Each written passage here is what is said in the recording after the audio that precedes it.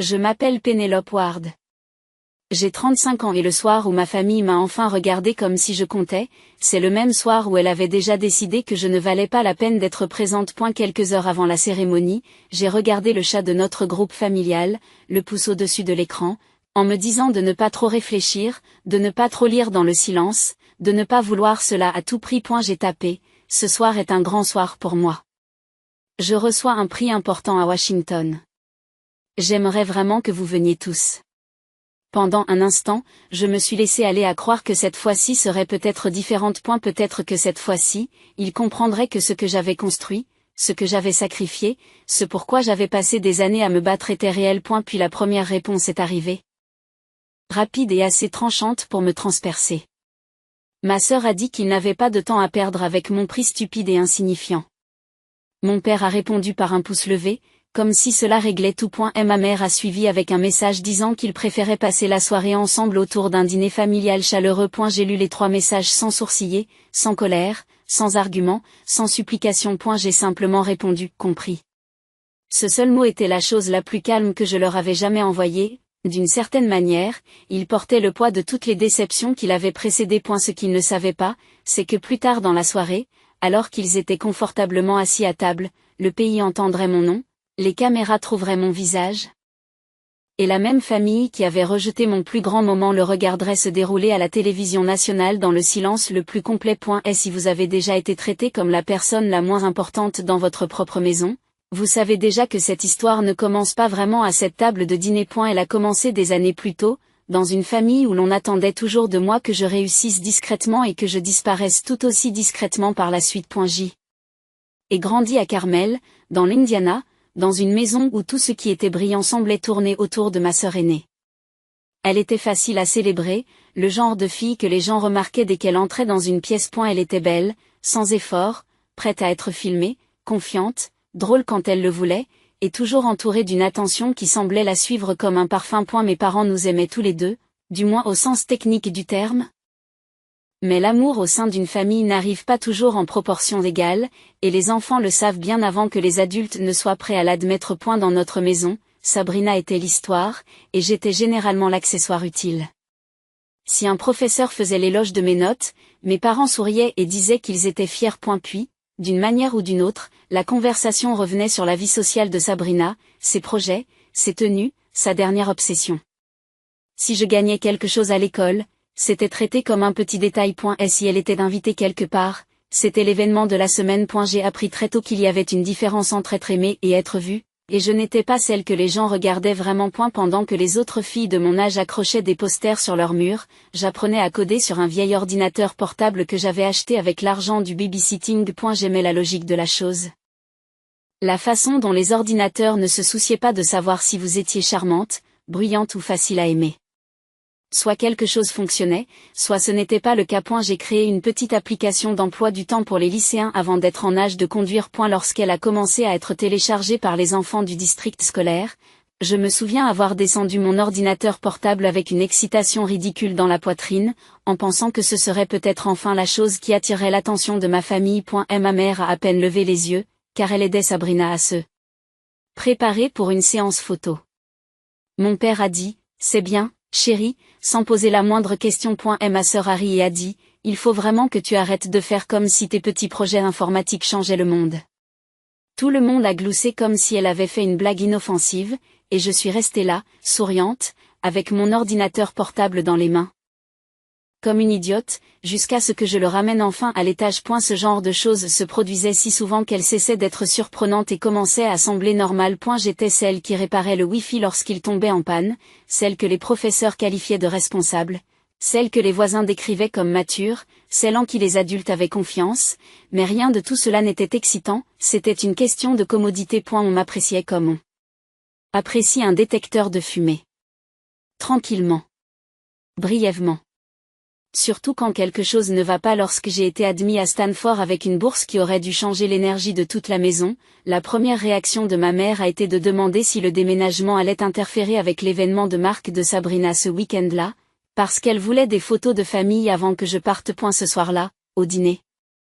Nous avons passé plus de temps à parler du voyage sponsorisé de Sabrina à Miami que du fait que je venais de saisir l'une des plus grandes opportunités de ma vie. Je me souviens d'être restée assise là, à couper du poulet trop cuit, à les écouter préparer ses tenues, et à sentir quelque chose en moi devenir très calme. Pas brisé.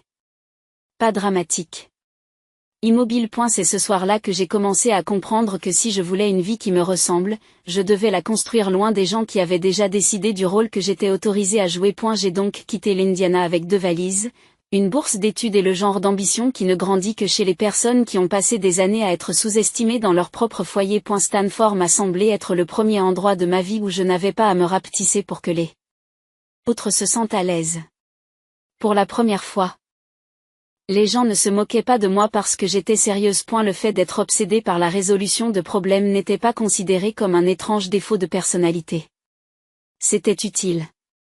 C'était respecté. J'ai étudié l'ingénierie informatique et les systèmes de données, et j'ai travaillé plus dur que je ne l'avais jamais fait dans ma vie, non pas parce que quelqu'un me poussait, mais parce que je comprenais enfin ce que cela faisait d'être dans un endroit où l'effort pouvait réellement se transformer en élan. Alors que d'autres étudiants se rendaient à des matchs de football et partaient en voyage le week-end, je passais de longues nuits dans des laboratoires informatiques à effectuer des simulations, à nettoyer des données, à réparer des modèles défectueux et à apprendre des choses qui ne faisaient même pas encore partie de mes cours. J'ai fait des stages. J'ai rejoint des équipes de recherche et j'ai très vite appris que le monde extérieur à ma famille était rempli de gens qui n'avaient pas besoin que je sois charmant pour me prendre au sérieux. Ils avaient juste besoin que je sois bon. Et je l'ai été. Après avoir obtenu mon diplôme, j'ai déménagé à Denver et j'ai trouvé un emploi dans le domaine de l'analyse des transports, ce qui semble ennuyeux jusqu'à ce que vous réalisiez combien de vies dépendent du bon fonctionnement des routes. Et la plupart des gens ne pensent au système de circulation que lorsque quelque chose ne va pas, lorsqu'une autoroute se bloque pendant une évacuation, lorsqu'une tempête frappe plus vite que prévu, lorsqu'une mauvaise décision transforme une sauvegarde en catastrophe. J'ai pensé à ces choses tout le temps. Quelques années plus tard, j'ai participé au lancement d'une entreprise spécialisée dans le routage prédictif des urgences. Et ce travail est devenu le centre de toute ma vie. Nous avons créé une plateforme capable de combiner les flux de circulation en direct, les conditions météorologiques, les rapports sur les fermetures de routes et les alertes d'urgence suffisamment rapidement pour aider les villes à éloigner les gens du danger avant que la panique n'aggrave la situation. Ce n'était pas un travail tape à accent grave l'œil. Ce n'était pas le genre de choses qui s'intègrent parfaitement dans une jolie légende de médias social. Mais c'était important. Lors d'une inondation majeure dans le Midwest, notre système a aidé les équipes des comtés à éloigner les conducteurs des tronçons d'autoroute dangereux avant que les conditions ne deviennent mortelles. Au cours d'un hiver, après un risque de carambolage sur une grande autoroute, nos alertes ont contribué à réduire les embouteillages dans les zones que les premiers intervenants tentaient de dégager. Plus le système s'est amélioré, plus les agences ont commencé à y prêter attention. Plus les gens y prêtaient attention, plus ma vie se transformait en un flou de café à l'aéroport, d'appels nocturnes, de textos sans réponse et de travail qui me suivaient dans toutes les pièces où j'entrais. Et pourtant, pour des raisons que j'aurais probablement dû oublier des années plus tôt, j'ai continué à essayer de partager des morceaux de cette histoire avec ma famille. J'y téléphonais à la maison pour expliquer que notre programme pilote venait de s'étendre, qu'un bureau des transports de l'État souhaitait un déploiement plus important, que notre équipe avait passé des semaines à aider les planificateurs d'urgence à tester les itinéraires avant la saison des tempêtes. Ma mère disait que cela avait l'air stressant et me demandait si je mangeais suffisamment. Mon père faisait un commentaire distrait sur le fait qu'il était fier de moi, puis détournait la conversation vers quelque chose que Sabrina avait posté en ligne. Ma sœur, qui vivait alors à Chicago et traitait sa vie comme une campagne permanente sur le style de vie, riait et disait des choses comme « Je suis sûre que c'est important, mais honnêtement, je n'ai aucune idée de ce dont tu parles. » Puis elle se lançait dans une histoire à propos d'un événement sur un toit, d'un partenariat avec un hôtel, d'un photographe, d'une marque de vin, d'une nouvelle version d'une vie qui semblait belle sur les photos et qui, d'une manière ou d'une autre, semblait toujours plus intéressante pour mes parents que tout ce que j'avais mis des mois à construire. Je me souviens d'un appel en particulier. Après une longue semaine où j'étais suffisamment épuisée pour être honnête. Je leur ai dit que notre système avait contribué à faciliter le réacheminement d'une évacuation lors d'une violente tempête. Avant même que j'aie pu finir d'expliquer ce qui s'était passé, ma sœur a dit Ça a l'air tellement intense. Je n'aurais jamais pu me préoccuper à ce point de la circulation. Tout le monde a ri doucement, y compris ma mère, et je suis restée assise, mon téléphone contre l'oreille, fixant les lumières du centre-ville de Denver, réalisant qu'il n'allait jamais me rencontrer là où je vivais réellement. Et ni émotionnellement, ni intellectuellement, ni même par simple curiosité. C'est à ce moment-là que quelque chose a changé en moi pour de bon. J'ai cessé d'appeler parce que je voulais qu'il comprenne. Par la suite, je n'ai plus appelé que par habitude. Lorsque mon travail a commencé à atteindre le niveau fédéral, j'avais déjà appris à ne pas trop attendre de ma famille. Cette leçon aurait dû me protéger, mais l'espoir a une façon de survivre chez les gens longtemps après qu'il a cessé d'avoir un sens. L'appel est arrivé par un mardi matin gris, alors que j'étais au bureau en train d'examiner un rapport de déploiement avec mon équipe. A eu début.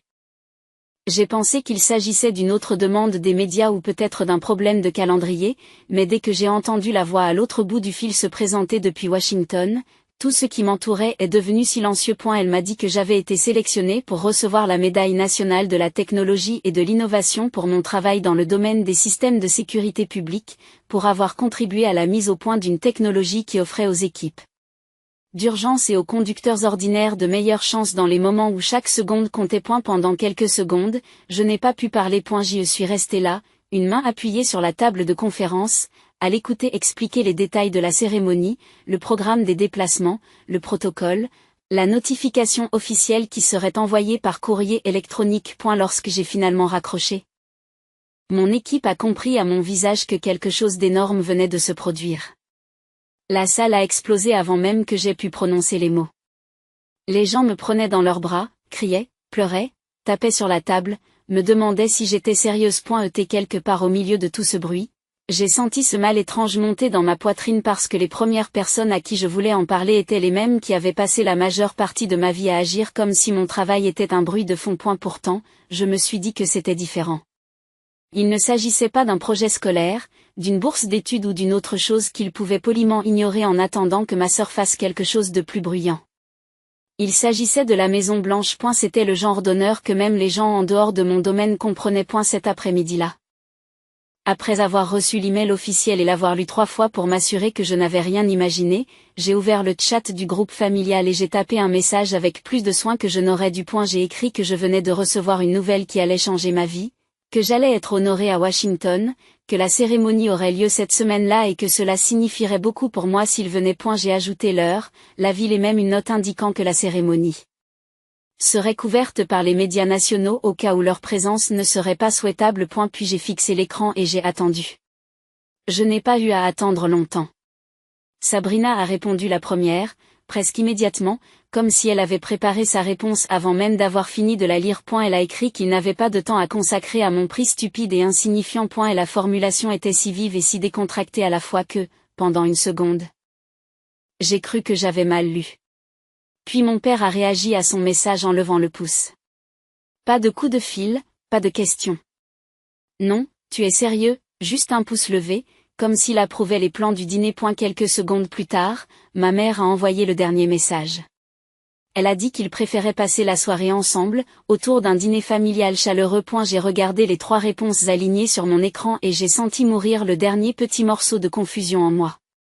Ce n'est pas qu'ils ne comprenaient pas à quel point c'était important, c'est que la compréhension n'avait jamais été le problème. Ils n'accordaient tout simplement pas de valeur aux choses qui comptaient pour moi, à moins que quelqu'un d'autre ne leur dise de le faire. À ce moment-là, avant les caméras, avant le métal, avant les gros titres et les appels d'excuses, et toutes les choses qui sont arrivées plus tard, j'ai vu ma famille plus clairement que je ne l'avais jamais fait dans ma vie. J'ai tapé un mot en retour, j'ai compris. Puis j'ai verrouillé mon téléphone, je l'ai posé face contre terre sur mon bureau et je me suis remise au travail avec un calme si complet qu'il m'a presque effrayée. Car lorsque la déception cesse de faire mal, cela signifie généralement que quelque chose en vous est déjà passé à autre chose. A eu début, Washington ne m'a pas semblé réel, même après que la voiture a franchi les portes, même après que j'ai passé les contrôles de sécurité, même après que je me suis trouvée dans une salle remplie de personnes dont le travail avait changé des industries, sauver des vies et façonner le pays d'une manière que la plupart des Américains ne verraient jamais complètement. Une partie de moi se sentait encore comme la fille de l'Indiana qui montait les escaliers avec un vieil ordinateur portable parce que personne en bas ne s'intéressait suffisamment à elle pour la regarder. L'équipe de la Maison Blanche se déplaçait avec ce calme impeccable qui donnait à tout cela un air à la fois historique et étrangement efficace. Il y avait des répétitions, des notes de chronométrage, des poignées de main, des photographes, des plans de table et le genre de formalité tranquille qui vous fait vous asseoir un peu plus droit sans même vous en rendre compte. Je portais une robe bleu marine que mon assistante m'avait pratiquement forcé à acheter parce qu'elle disait que je devais cesser de m'habiller comme si je me rendais à une réunion d'évaluation des données. Je me souviens d'avoir lissé le tissu sur mes genoux pendant que j'attendais et que je réfléchissais. De toutes les nuits où ma famille serait finalement absente. Bien sûr, ce serait celle-là. Mon équipe était venue. Quelques fonctionnaires de l'agence avec lesquels j'avais travaillé étaient là aussi. Les personnes qui comprenaient réellement ce que ce moment signifiait me souriaient avec une chaleur authentique, mais il y avait toujours un espace vide au fond de mon esprit, là où ma famille aurait dû se trouver. Non pas parce qu'ils méritaient d'être là, mais parce que certaines blessures ne cessent pas de faire mal simplement parce que vous savez mieux. Lorsque mon nom a enfin été appelé, tout a semblé s'éclaircir d'un seul coup. J'ai avancé en entendant le bruit des applaudissements autour de moi, mais ils étaient lointains, presque sous-marins, comparés au battement de mon propre cœur. Le président a alors prononcé mon nom clairement, avec confiance, et l'a fait suivre d'une description du travail dans lequel j'avais passé des années à m'investir. Il a parlé des interventions d'urgence, de la technologie qui aidait les communautés à agir plus rapidement lorsque les routes devenaient dangereuses et que les minutes pouvaient faire la différence entre la fuite et la tragédie. Et elle a dit que mon travail avait contribué à renforcer la sécurité publique dans les moments de chaos, et le fait d'entendre la valeur du travail de ma vie énoncée à haute voix dans cette salle, dans ce bâtiment, devant ces caméras, a eu sur moi un effet pour lequel je n'ai toujours pas de mots. Le métal reposait sur mes épaules plus lourdement que je ne le pensais.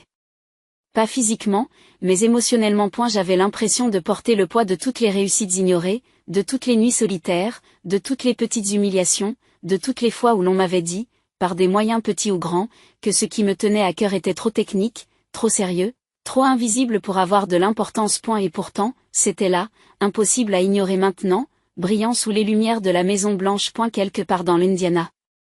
Pendant que tout cela se passait, ma famille était en train de dîner exactement là où elle avait dit qu'elle serait. Et ma mère avait choisi un de ces endroits haut de gamme qu'elle aimait parce que l'éclairage était flatteur et que la carte des vins lui donnait l'impression d'être du monde. Mon père était probablement détendu pour une fois, appréciant le confort d'une table familière. Et ma sœur, sans doute, parlait avec ses mains, racontant une longue histoire à propos d'un événement à Chicago ou d'une campagne dont elle pensait qu'elle la mettrait à un autre niveau. C'est le genre de conversation pour laquelle ils ont toujours fait de la place. Le genre de vie qu'ils ont toujours compris. C'est alors que l'une des télévisions situées au-dessus du bar est passée à un journal télévisé national en provenance de Washington. Une chaîne locale de l'Indiana avait repris le signal parce qu'une femme de Carmel était honorée à la Maison Blanche ce soir-là. Le présentateur m'a présenté comme une native de l'Indiana dont la technologie avait permis d'améliorer l'acheminement des secours et la réponse de la sécurité publique dans plusieurs États. Puis l'écran s'est rempli de mon visage.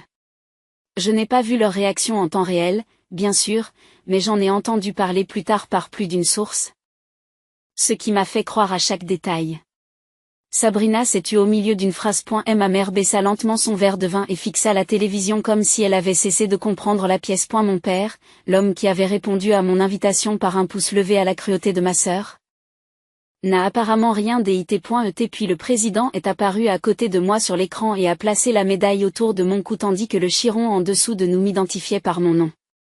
Le même nom qu'ils avaient balayé quelques heures auparavant. Et la même réussite qu'ils avaient qualifiée de stupide et d'insignifiante. Les gens dans le restaurant ont commencé à regarder de la télévision à leur table et vice-versa. Quelqu'un à proximité a reconnu mon nom de famille et m'a demandé s'il était de ma famille. Une autre personne a dit qu'elle venait d'apprendre que ma technologie avait aidé les services d'urgence lors de phénomènes météorologiques violents et d'incidents sur les autoroutes. Un serveur s'est arrêté. Un couple à la table voisine s'est retourné complètement sur son siège. Et ma famille n'avait nulle part où se cacher de la vérité de ce moment. Ils avaient choisi de manquer la plus grande soirée de ma vie. Et maintenant des étrangers étaient témoins de leur choc avant même qu'ils puissent arranger leur visage de manière moins embarrassante. Une fois la cérémonie terminée, je me suis éloignée de la foule pendant quelques minutes et j'ai regardé mon téléphone. Et elle vibrait déjà du début de ce que je savais être à venir, mais avant d'ouvrir quoi que ce soit, je suis allée sur le chat du groupe familial et j'ai envoyé un simple message: merci de m'avoir laissé de l'espace ce soir. La cérémonie était magnifique. puis j'ai joint une photo de moi debout sous les lumières, le métal visible contre ma robe, et je l'ai envoyé sans un mot de plus. Je n'avais pas besoin de leur faire honte. Et la réalité l'avait fait pour moi plus complètement que la colère ne pourrait jamais le faire. Puis j'ai verrouillé mon téléphone. Je l'ai glissé dans mon sac et je suis entrée dans la réception avec un nouveau sentiment étrange qui s'est installé en moi. Ce n'était pas exactement un triomphe. Ce n'était pas une vengeance comme les gens l'imaginent. C'était quelque chose de plus calme et de meilleur que cela. C'était le sentiment de ne plus avoir besoin des gens pour comprendre votre valeur après que le monde l'a déjà rendu indéniable. Lorsque je me suis réveillée le lendemain matin, mon téléphone semblait avoir survécu à une sorte d'orage électrique. Appel manqué, messages vocaux, alertes textuelles, notifications par courrier électronique, messages de numéros que je n'avais pas vus depuis des années, tout s'empilait jusqu'à ce que mon écran ne ressemble presque plus au mien. Pendant quelques secondes, je l'ai regardé fixement depuis le lit de l'hôtel. Les rideaux entr'ouverts et la lumière du soleil de Washington qui traversait la pièce. Je savais exactement d'où venait la plus grande partie de l'information. Ce que je ne savais pas encore, c'était la rapidité avec laquelle le choc s'était propagé. Le groupe de discussion de ma famille était passé du rejet froid au chaos total en une nuit. Ma mère avait envoyé une série de messages demandant pourquoi je ne leur avais pas dit que c'était si important, ce qui aurait été risible si cela n'avait pas été aussi insultant. Mon père avait écrit qu'ils étaient fiers de moi et que tout s'était passé si vite. Sabrina avait envoyé 4 messages distincts entre minuit et 3 heures du matin. Tous plus désespérés les uns que les autres. Le premier disait qu'elle n'avait pas compris de quel type de prix il s'agissait. Le deuxième disait qu'elle avait été complètement choquée au restaurant. La troisième disait que les gens avaient commencé à reconnaître notre nom de famille immédiatement et à poser des questions. Et la quatrième n'était qu'une phrase qui, d'une manière ou d'une autre, réussissait à apparaître à la fois hystérique et apitoyée. Pénélope, appelle-moi s'il te plaît. C'est devenu un désastre. Je suis restée assise à lire cette phrase 2 fois parce qu'elle m'en disait plus que n'importe quelle excuse. Je ne t'ai pas blessée. Je n'ai pas été cruelle. Pas que je n'arrive pas à croire que j'ai raté ta plus grande soirée. Un désastre. Ce qui signifie que le pire, dans son esprit, n'était pas ce qu'elle m'avait fait. C'était ce qui lui était arrivé parce que d'autres personnes l'avaient vu. Cette prise de conscience m'a permis de poser le téléphone et de me préparer lentement. Je me suis douchée, habillée et je suis descendue prendre un café avant de répondre à un seul message. Quelque part entre la première et la deuxième gorgée. Les gros titres ont commencé à me trouver. Les stations locales d'Indianapolis avaient diffusé l'article à longueur de matinée. Un ingénieur de la ville est honoré à la Maison Blanche.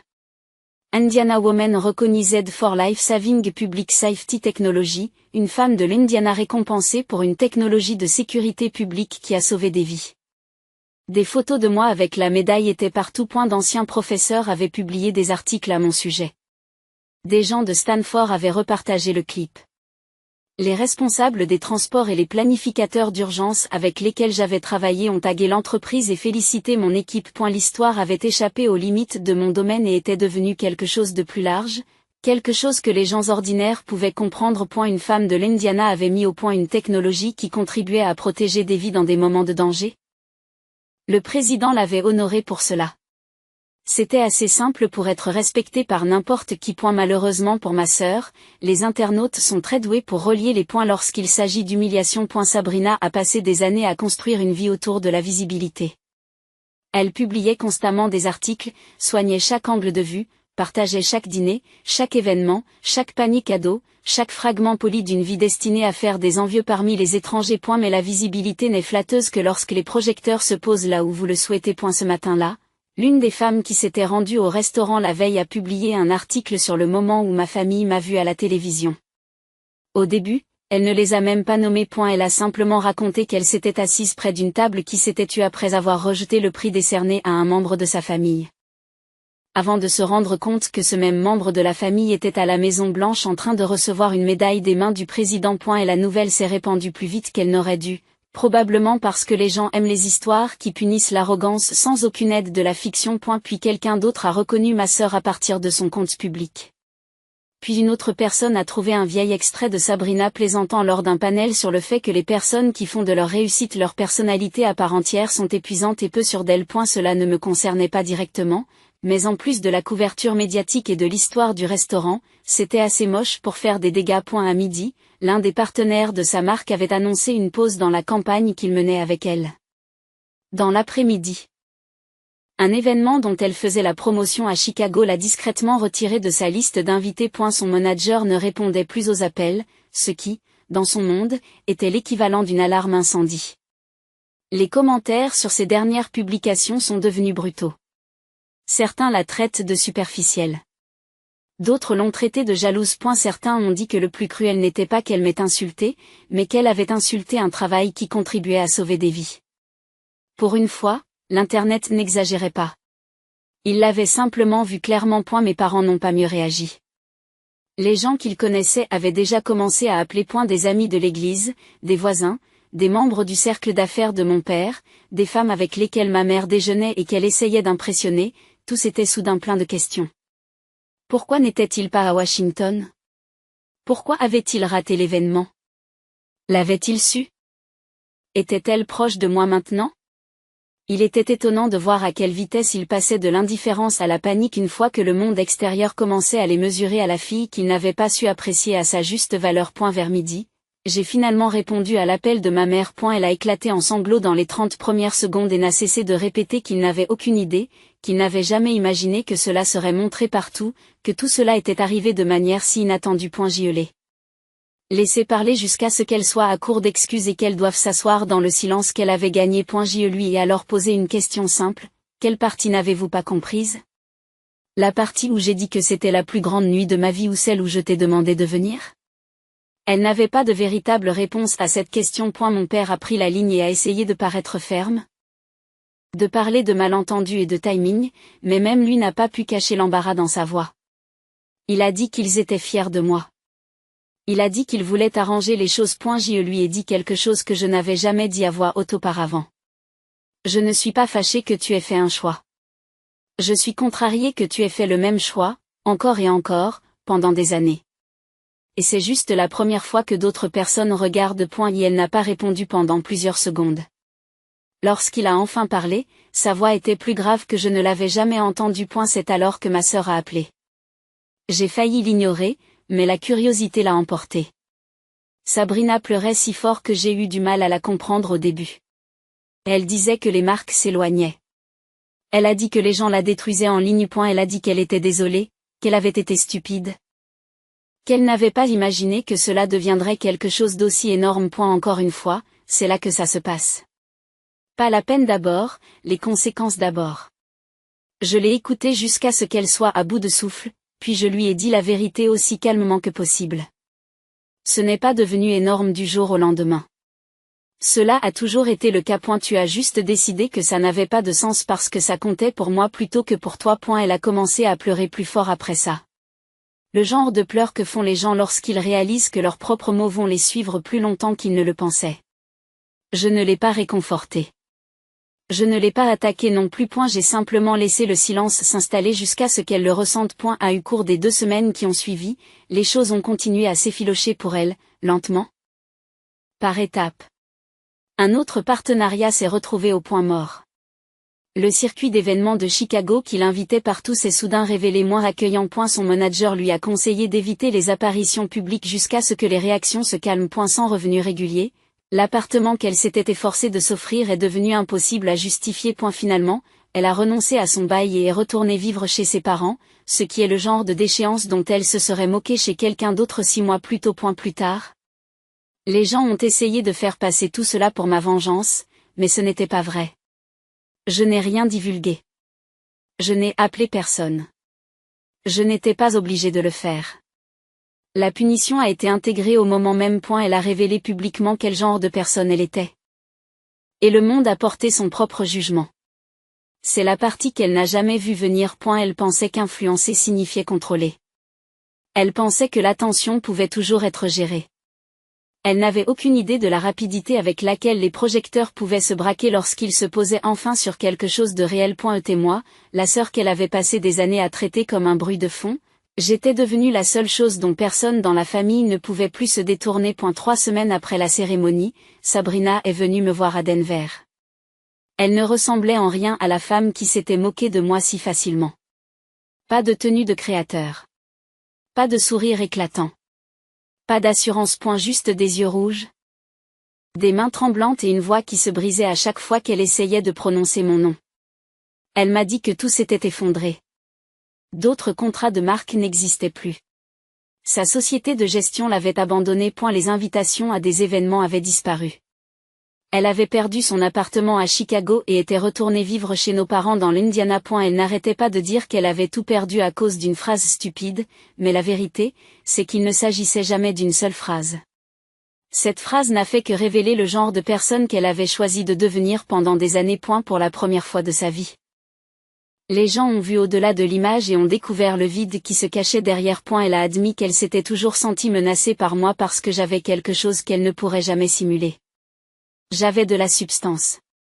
J'avais de la discipline. J'avais construit quelque chose de vrai. Je lui ai dit que j'avais entendu ses excuses, mais qu'être désolé après avoir tout perdu n'était pas la même chose que d'avoir un bon caractère.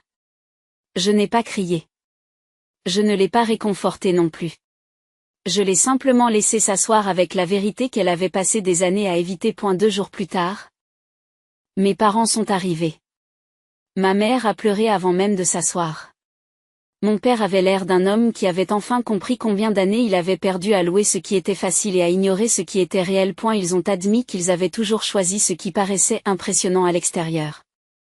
Ma mère a dit qu'elle aimait ce qui était facile à célébrer. Mon père a admis qu'il m'avait exclu parce que mon monde lui donnait l'impression d'être ignorant et qu'au lieu d'apprendre, il avait choisi le confort. Ils m'ont demandé si nous pouvions recommencer à zéro. Je leur ai dit que je ne les détestais pas, mais que je ne voulais plus prétendre que le passé n'était qu'un malentendu. Ils m'avaient montré, encore et encore, où j'en étais. Ce n'est pas parce qu'ils étaient prêts à m'apprécier maintenant qu'ils avaient le droit d'accéder immédiatement à la vie que j'avais construite sans eux. À peu près à la même époque. J'ai accepté une offre pour devenir directeur de la technologie dans une entreprise nationale d'infrastructures et de systèmes d'urgence à Austin. C'était la plus grande opportunité de ma vie, avec une équipe plus importante, une mission nationale et le genre d'avenir dont j'avais rêvé seul en silence.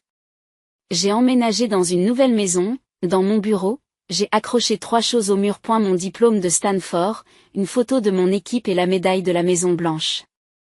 Non pas parce que j'avais besoin d'une preuve pour quelqu'un d'autre, mais parce que je voulais me souvenir de ce qui devient possible lorsque vous cessez de demander aux mauvaises personnes de voir votre valeur. Quant à ma sœur, le prix qu'elle a payé a été bien plus lourd que l'embarras. L'Internet a évolué. Mais pas son secteur d'activité. Son nom était désormais associé au moment où elle s'était moquée d'un travail qui avait permis de sauver des vies. Les marques sérieuses ne voulaient pas la toucher. Ses vidéos d'excuses ont échoué. Ses tentatives de rebranding ont échoué. Même nos parents ont fini par arrêter de financer son retour. Finalement, elle a pris un emploi à temps partiel dans un magasin de décoration intérieure près d'Indianapolis, aidant des étrangers à meubler des maisons tout en retournant vivre dans la chambre qu'elle pensait avoir perdue il y a des années. C'est là que se situe la véritable punition. Il ne s'agissait pas seulement de perdre de l'argent ou un statut, mais de perdre l'illusion sur laquelle elle avait construit toute son identité. En fin de compte, ma vengeance n'a jamais été de la détruire. C'était de refuser de rester petite pour qu'elle puisse continuer à se sentir grande. Si mon histoire signifie quelque chose, c'est ceci. Les personnes les plus proches de vous peuvent vous ignorer, vous rejeter et ne pas vous comprendre pendant des années. Mais leur aveuglement ne définit pas votre valeur. Parfois, la chose la plus puissante que vous puissiez faire est de continuer à construire, à vous élever et à aller de l'avant jusqu'à ce que la vérité de qui vous êtes devienne trop indéniable pour que quiconque puisse l'ignorer. Et lorsque ce jour viendra, ne gaspillez pas votre temps à quémander un amour tardif auprès de personnes qui ne vous ont remarqué qu'après les applaudissements. Choisissez votre avenir, protégez votre paix et ne laissez plus jamais quelqu'un décider de votre valeur. Chez Riven Jargon, notre équipe travaille dur pour créer des histoires significatives et engageantes qui laissent un impact durable. Nous nous engageons à préciser qu'il s'agit d'histoires fictives créées pour partager avec notre public des leçons éducatives, des points de vue émotionnels et des messages précieux sur la vie. Et la méchante de cette histoire n'était pas seulement cruelle, elle était aussi aveuglée par la jalousie, l'orgueil et un jugement superficiel. Elle a rejeté quelque chose de vraiment significatif parce qu'elle ne pouvait pas reconnaître la valeur au-delà de l'attention et de l'apparence. Si vous étiez à la place de Pénélope, comment réagiriez-vous face à une telle personne et lui donneriez-vous une seconde chance ?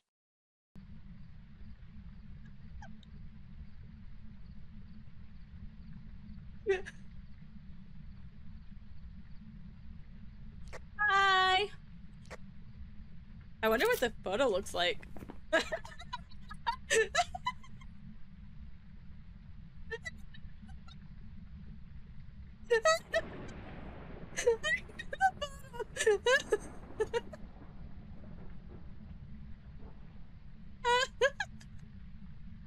Oh god. Alright, I'm coming. Wait, do we have a ghost? Do we have a ghost? Get down from there, you're gonna hurt yourself. Well, I mean, we've already discovered since I got cut on a blade of grass that I will definitely hurt myself. But at least we're going to laugh as we do. We're gonna laugh until one of us gets pants. We're just being weird. Alright, I'm down. I'm down.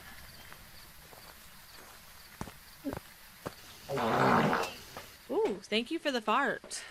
That was a good fart. Thank you very much. It's fine. Do we have a ghost?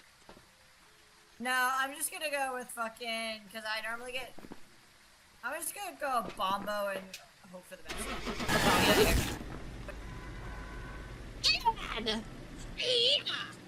Oh yeah, the Pulte did a Pulte throw, didn't it? It did. It did. When it was in the circle. It was a they. It was a they. Get fucked! Get fucked! What did you eat for dinner for the fart to sound like that? Nice to meet you, ma'am. Beans. A Taco lot of Bell. beans. I had Taco Bell. Nice to meet you, ma'am. Thank you. Oh my god, I'm gonna... We're having so much fun. This is great. This is This is fantastic. Oh my god. I'm so tired, but this is fantastically funny. Who's texting me? See, because now I have someone to talk to, so now I'm not lonely.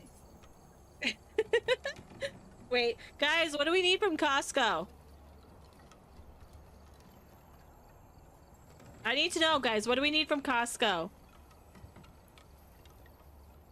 Eggs, toilet paper, paper towels, You bread. can't go wrong with toilet paper. Right? I'm pretty sure we don't have any more either. Don't use your hand, guys. Listen. I've heard those farts from you guys. Do not use your hand. Okay? Don't do it. We actually... I shop at 3 different grocery stores.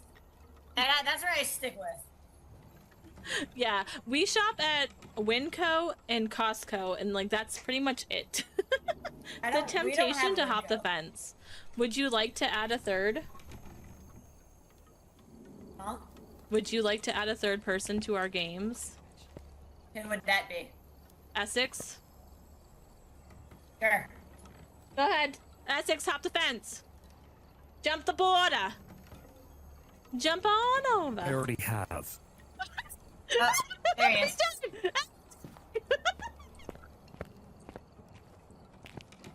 I was hiding over here. You didn't see me? I didn't. Where's the 5-hour energy when you Wait. need it? Wait.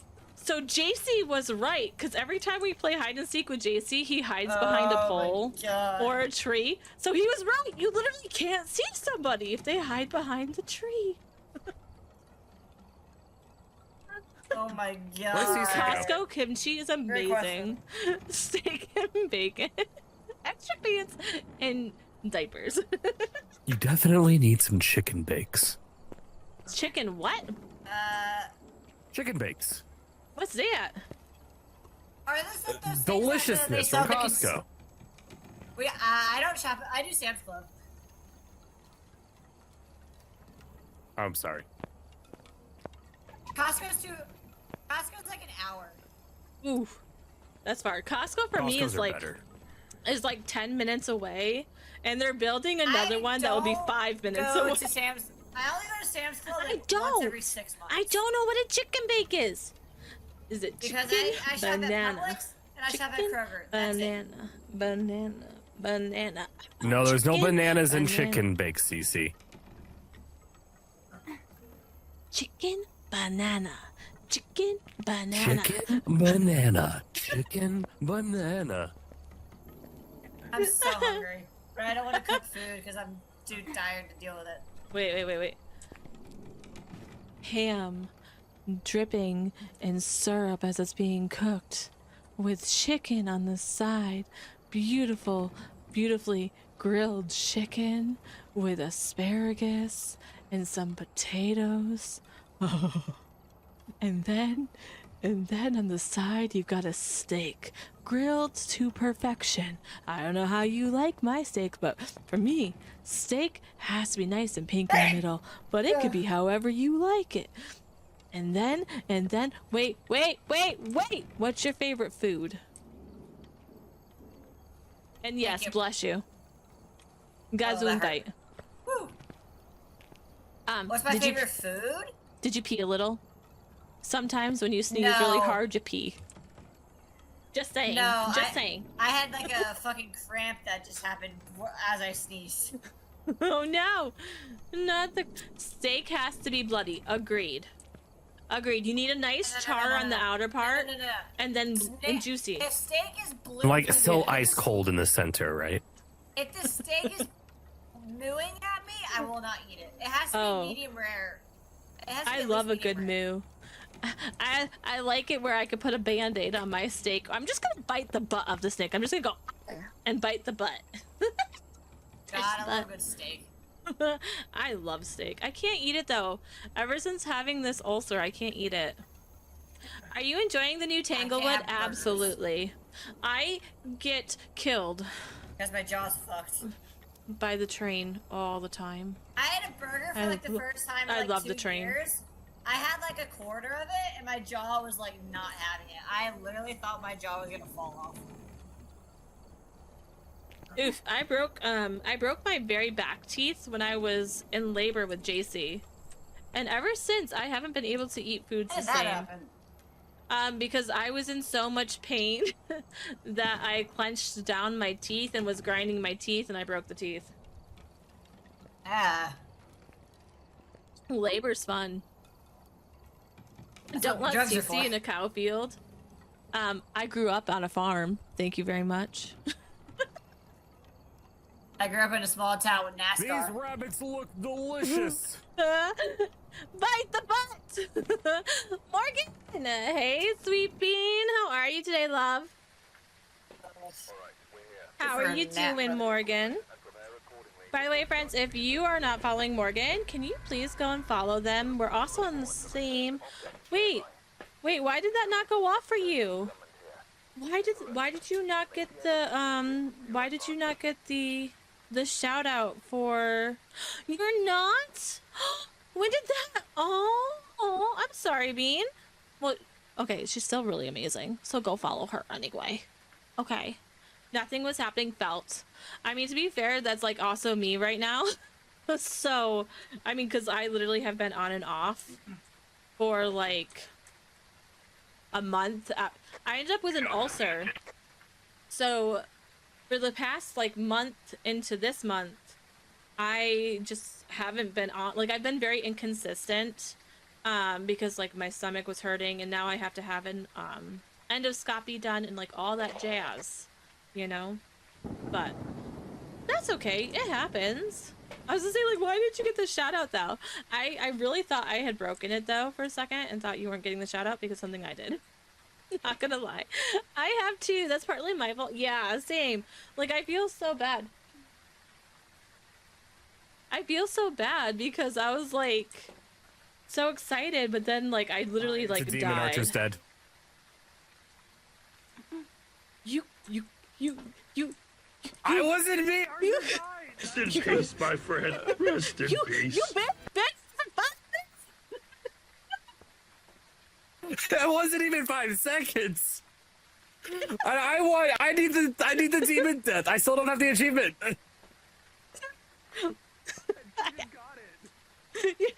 Yay, achievement! I'm bringing in a cruisy now.